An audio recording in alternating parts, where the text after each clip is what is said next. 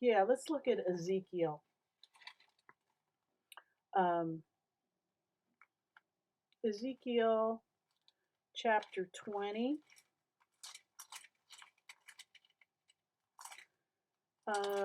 Let's look at verses 32 to 38.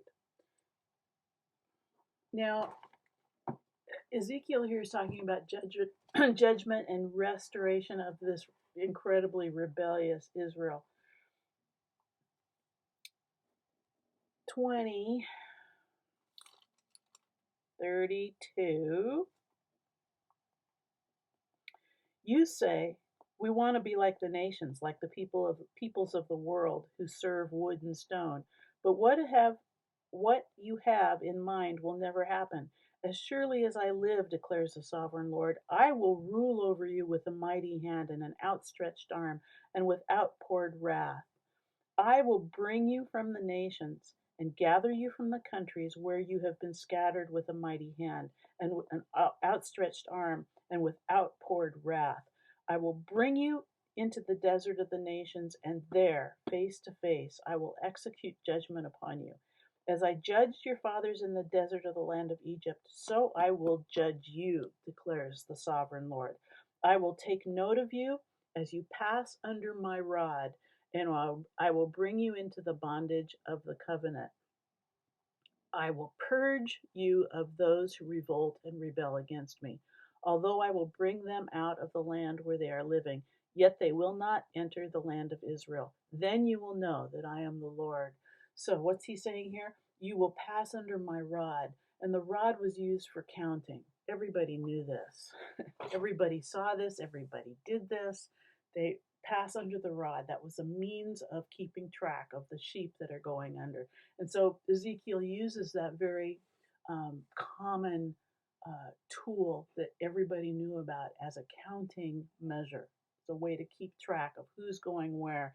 And he says, I'll bring you into the bond of the covenant. I will purge you from those who revolt against me. The rod. The rod. Okay, let's look at 2 Samuel chapter 7.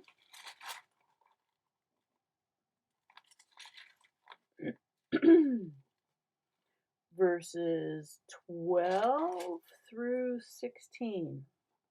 Okay, let's see what's going on here. God has, he's promised covenant to David, and this covenant also extends to us as well. And let's see what God said to David about a rod. Let's see, 12 through 16.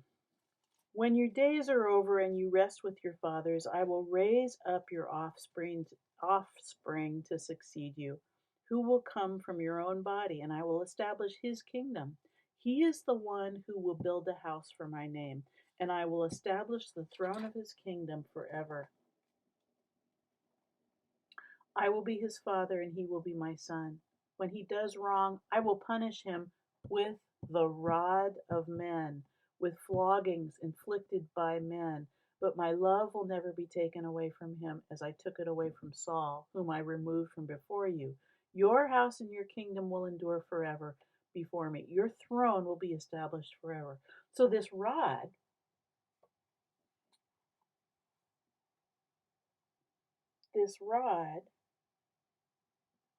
can be used as an instrument of punishment. Remember, it's different than the staff. The staff we'll talk about in just a minute, but the rod was like a club, 2 to 3 feet long, was a club used as punishment, used to punish in discipline, in floggings. The rod can kill. Let's look at Exodus 21, verses 18 through 21. Sorry.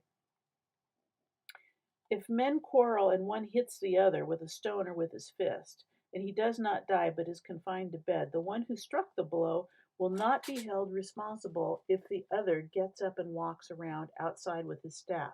However, he must pay the injured man for the loss of his time and see that he is completely healed. If a man beats his male or female slave with a rod and the slave dies as a direct result, he must be punished. But he is not to be punished if the slave gets up after a day or two, since the slave is his property. So the rod can kill. Yeah? I don't know. I think when I think of the word rod, I think of a curtain rod, which is skinny. This is not skinny. This is a club that can kill. Okay. One more. Let's look at one more. Leviticus 27.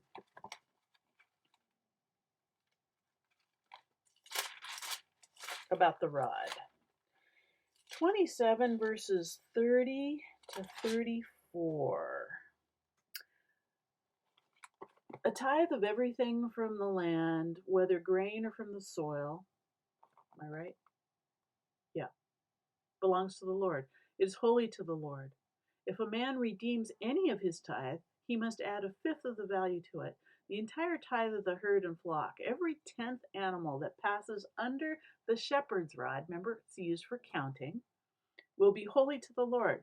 He must not pick out the good from the bad or make any substitution. If he does make a substitution, both the animal and its substitute become holy and cannot be redeemed. These are the commands of the Lord that he gave to Moses on Mount Sinai. So again, that rod is used as a counting device, but it also can kill. Okay, so what about a staff then? A staff was an 8-foot long rod, again, 8-foot long stick, and often had a crook on the end. We've seen those shepherd's crooks before in like fairy tales. Who uses one of those these days? I've never seen one in person. I've only seen like little Bo Peep with her crooked staff. The staff was, like I said, about 8 feet long, very long, and it had the crook, and the crook on the end of it was to enable the shepherd, if a lamb fell down into a hole or down off a cliff, you could reach down, hook it, and pull it back up. The Hebrew word is mishena, which means a walking stick. Okay, so let's look at some scriptures. Since we looked at the rod, let's look at the staff scriptures, shall we? Exodus chapter 4.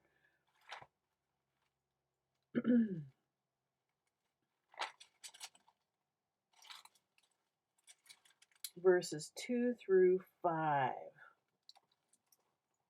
Signs for Moses. Then the Lord said to Moses, "What is that in your hand?" "A staff," he replied. And the Lord said, "Throw it on the ground." Moses threw it on the ground, and it became a snake, and he ran from it. Then the Lord said to him, "Reach out your hand and take it by the tail." So Moses reached out, took hold of the snake, and it turned back into a staff in his hand. "This," said the Lord, "is so that they may believe that the Lord, the God of their fathers, the God of Abraham, Isaac, and Jacob, has appeared to you." Staff. It's just a walking stick, not for Moses. Then look over in that same chapter, there's a couple more, I think. Yeah. Verse 17. "Take this staff from your hand so that you can perform miraculous signs with it."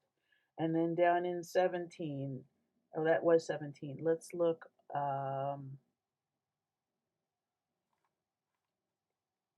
19 or 20. "So Moses took his wife and sons, put them on the donkey, started back to Egypt, and they took the staff of God in his hand." So it was more than just a walking stick for Moses. We know that.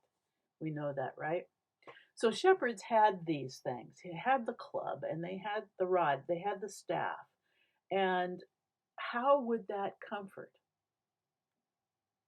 How would a rod and staff comfort? Comfort.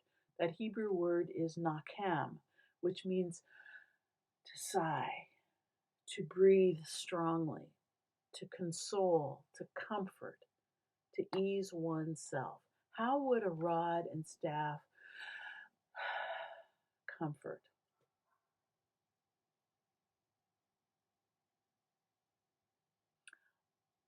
In class, we used a couple of scriptures here about comfort. Deuteronomy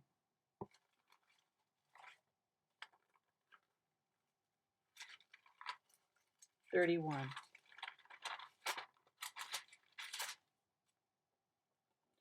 verses 6 through 8. Moses is passing the leadership off to Joshua. I want to make a connection here before we move into the next part of this verse. Um, Deuteronomy 31, verses 6 through 8. Be strong and courageous.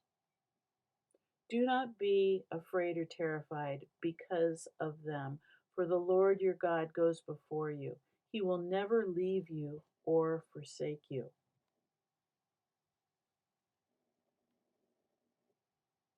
God will never leave you or forsake you, Joshua. Fear not. Fear not. Then Moses summoned Joshua and said to him in the presence of all Israel, be strong and courageous, for you must go with this people into the land that the Lord swore to their forefathers to give them, and you must divide it among them as your inheritance. The Lord himself will be with you. He goes before you and will be with you. He will never leave you or forsake you. Do not be afraid. Do not be discouraged. So what I asked the women in class is, do you believe this? Do you believe this same thing is true for you? That the Lord your God will never leave you or forsake you.